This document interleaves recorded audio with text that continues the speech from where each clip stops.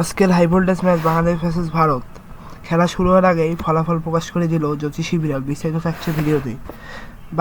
Bangladesh super ফোরের প্রথম ম্যাচে অনেক অসাধারণভাবে শ্রীলঙ্কাকে হারিয়ে অনেক সম্ভাবনা নিয়ে ফাইনালের দিকে এগিয়ে যাচ্ছে।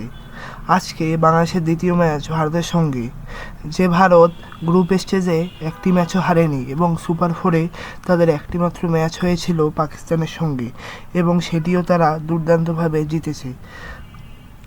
ভারত বর্তমানে অনেক অসাধারণ ফর্মে রয়েছে, তাদেরকে হারানো অসম্ভব হয়ে পড়েছে প্রত্যেকটা দলের কাছেই। তবে আজকে বাংলাদেশের সাথে সুপার ফোরের ম্যাচে মাঠে নামছে ভারত এবং এই ম্যাচের আগেই ফলাফল প্রকাশ করে দিল জ্যোতিষী বিড়ালের সামনে বাংলাদেশ এবং ভারতের দুটি পতাকা রাখা হয়েছিল এবং জ্যোতিষী বিড়াল বাংলাদেশের পতাকা উঁচিয়ে ধরে বলেছে যে বাংলাদেশ আজকে জেতার সম্ভাবনা রয়েছে 60% এবং ভারতের জেতার সম্ভাবনা রয়েছে 40%। তবে আপনার কি মনে হচ্ছে আজকে কে জিতবে, বাংলাদেশ নাকি ভারত? এই বিষয়টি বেশি বেশি করে আমাদের কমেন্ট বক্সে কমেন্ট করবেন এবং ভিডিওটিতে বেশি বেশি করে লাইক করবেন। সবাইকে ধন্যবাদ। আসসালামু আলাইকুম।